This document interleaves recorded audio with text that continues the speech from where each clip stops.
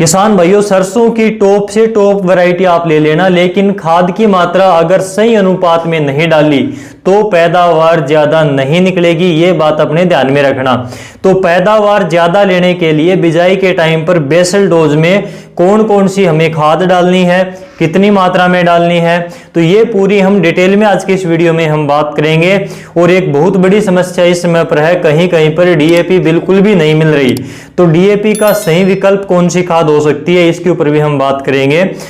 जब हम खाद के बारे में सोचते हैं तो दो तीन बातों के ऊपर हमें ध्यान देना चाहिए। एक तो काफी किसान भाई ये सोचते हैं कि भी महंगे महंगे प्रोडक्ट, महंगी महंगी खाद बाजार से लेकर आकर अपने खेत में डाल देते हैं, लेकिन महंगी खाद से ज्यादा पैदावार नहीं होती। जो खाद जिस फसल को जरूरी होती है वो जरूरी खाद हमें डालनी चाहिए महंगी खाद की बजाय। और एक चीज काफी किसान भाई ये देखते हैं, ये सोचते हैं कि भाई जितनी अधिक खाद डालेंगे उतनी अधिक पैदावार बढ़ेगी, लेकिन ऐसा बिल्कुल भी नहीं है। जिस फसल को जितनी मात्रा में जितनी खाद की जरूरत होती है उतनी ही खाद हमें डालनी चाहिए। अगर हम एक लिमिट से ज्यादा खाद डालेंगे तो वो भी नुकसानदायक है हमारी मिट्टी के लिए, हमारी फसल के लिए। तो ज्यादा खाद से ज्यादा पैदावार नहीं होगी। संतुलित मात्रा में एक सही नाप की खाद आपको डालनी है तो ही ज्यादा पैदावार आप ले सकते हैं। सबसे जरूरी है कि आपको मिट्टी का टेस्ट करवाना चाहिए। मिट्टी की टेस्ट में आपको यह पता चलेगा कि भाई आपके खेत में कौन सी खाद की कमी है और कौन सी खाद की अधिकता है। तो उस हिसाब से आप खाद को कम या ज्यादा डाल सकते हैं। आपका खर्च भी बचेगा और मिट्टी भी खराब नहीं होगी।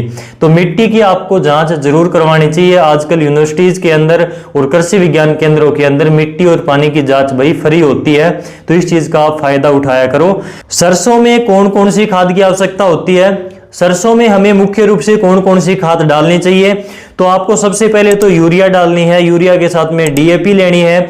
अगर डीएपी नहीं मिलती है तो आपको टीएसपी लेनी है। टीएसपी नहीं मिलती है तो आप एनपीके 12-32-16 ले सकते हो। इसके अलावा आप इस समय पर बिजाई के टाइम पर एसएसपी भी ले सकते हो, सिंगल सुपर फॉस्फेट। तो ये चीजें हैं फास्फोरस के लिए। इसके साथ में आपको पोटेशियम लेनी है, जिसके लिए हम एमओपी डालते हैं, म्यूरेट ऑफ पोटाश। और इसके साथ में आपको सल्फर भी लेनी है। तो ये खाद आपको लेनी है। तो चलिए अब बात करते हैं खाद की मात्रा की। लेकिन खाद की मात्रा पर बात करने से पहले दो तीन चीजों का आपको पता होना चाहिए कि अगर आप अगेती सरसों की बिजाई कर रहे हो तो आप सामान्य खाद डाल सकते हो। अगर आपने काफी ज्यादा सरसों की बिजाई लेट कर दी, मान लीजिए आप नवंबर के पहले हफ्ते में लगा रहे हो या फिर अक्टूबर के बिल्कुल लास्ट में चली गई आपकी बिजाई, तो आपको खाद की मात्रा बढ़ानी चाहिए ताकि पैदावार ज्यादा कम ना हो। तो ये चीज ध्यान में रखना। दूसरी बात, अगर आपने गोबर की खाद डाल रखी है खेत के अंदर या फिर आपके खेत में जान है, यानी कि मिट्टी अच्छी है, आपके खेत की ताकतवर मिट्टी है, तो आप खाद की मात्रा जो मैं आपको बता रहा हूं वीडियो के अंदर उसमें से भी कम डाल सकते हो। अगर मिट्टी हल्की है तो जो वीडियो के अंदर मैं मात्रा आपको बता रहा हूं ये आपको डालनी है। ये मात्रा मैं आपको ज्यादा से ज्यादा बता रहा हूं, इससे ऊपर आपको खाद नहीं डालनी चाहिए, नहीं तो उससे अगले साल और भी ज्यादा आपको डालनी पड़ेगी। ये बात आपको ध्यान में रखना। और खाद की वैसे ही शॉर्टेज होती जा रही है, टाइम पर मिल ही नहीं रही, तो ये आपको ध्यान में रखना है। खाद का बैलेंस बनाकर आपको चलना पड़ेगा उर्वरकों का। तो चलिए अगर हम यूरिया की बात करें तो 25 से लेकर 50 किलोग्राम तक यूरिया आप 1 एकड़ में डाल सकते हैं। 25 कब डालनी है और 50 कब डालनी है ये डिपेंड करेगा कि आप डीएपी डाल रहे हो, एसएसपी, टीएसपी या एनपीके डाल रहे हो, क्योंकि इनमें से कुछ खाद के अंदर पहले से नाइट्रोजन है तो उसमें यूरिया की मात्रा कम डलेगी। जैसे कि अगर हम डीएपी की बात करें तो डीएपी में 18% नाइट्रोजन होती है और इसके साथ में 46% फास्फोरस होती है। तो नाइट्रोजन 18% इसमें पहले से है, तो यूरिया आपको इसमें कम डालनी है। 20 से 25 किलोग्राम यूरिया आप डीएपी के साथ में डाल सकते हो 1 एकड़ में। और डीएपी हम क्यों डालते हैं? फास्फोरस के लिए। फास्फोरस पौधे में जड़ का विकास करती है, तने का विकास करती है, फुटाव ज्यादा होता है, टहनियां मजबूत होती हैं, तो हमारी फसल की पैदावार बढ़ जाती है। तो ये ध्यान में रखने वाली बातें हैं। अगर हम मात्रा की बात करें तो 50 किलोग्राम डीएपी यानी कि 1 बैग डीएपी आपको 1 एकड़ में डालना होता है। अगर आपको डीएपी नहीं मिलती है तो आप टीएसपी डाल सकते हो। ये नई खाद आई है मार्केट में, ट्रिपल सुपर फोस्फेट यानी कि टीएसपी के नाम से।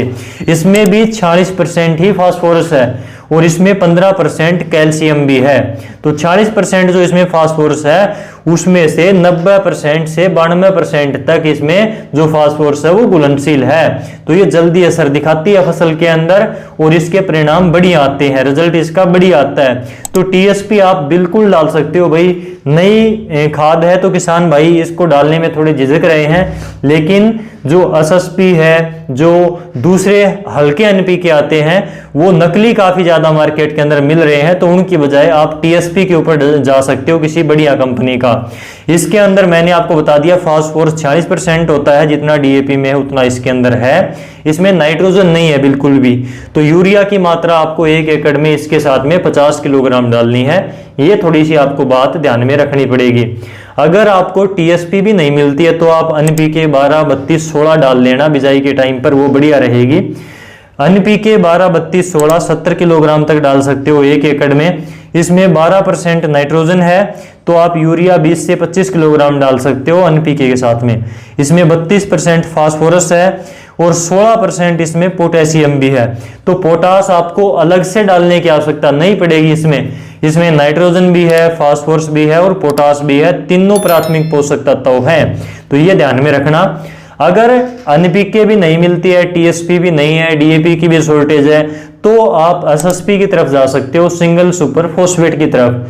कोई बढ़िया कंपनी की ही लेना, क्योंकि एसएसपी में नकली होने की शिकायत सबसे ज्यादा रहती है और बहुत ज्यादा छापे पड़ते हैं तो कंपनियां फर्जी निकलती हैं। बहुत सारी कंपनियां बंद भी हो गई एसएसपी की वजह से, जिसमें नकली पाई गई थी। तो एसएसपी की मात्रा की बात करें तो इसमें 16% होती है भाई फास्फोरस और 11% इसमें होती है सल्फर और इसमें 21% होती है कैल्शियम। तो ये कैल्शियम वाला आपका इसमें प्लस पॉइंट है और इसके साथ में सल्फर है, तो सल्फर भी आपको अलग से डालने की आवश्यकता नहीं पड़ेगी। इसमें 11% पहले से ही है। तो इसका आपको 2.5 बैग डालना है 1 एकड़ के अंदर, क्योंकि इसमें फास्फोरस की मात्रा केवल 16% ही होती है, यानी कि कम होती है। तो एसएसपी की मात्रा हमें बढ़ानी पड़ेगी, 2.5 बैग 1 एकड़ के डालने पड़ेंगे।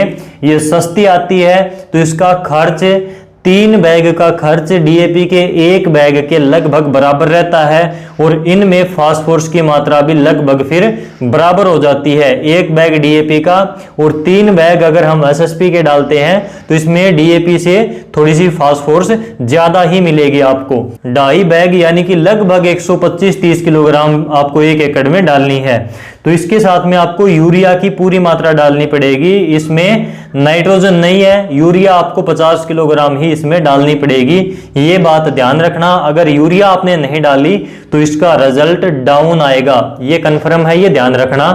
और एसएसपी का रिजल्ट वैसे भी डीएपी से थोड़ा स्लो आता है, धीरे धीरे आता है। तो ये बात भी आपको थोड़ी सी ध्यान में रखनी चाहिए।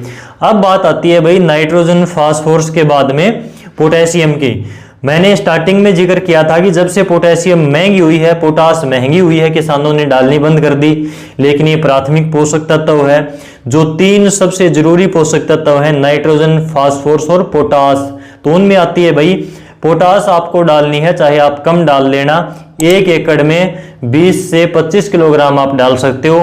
अगर आपको और भी कम डालनी है, लगता है कि आपकी जमीनें अच्छी हैं, तो आप इसको 10, 15 से 20 किलोग्राम तक भी डाल सकते हो।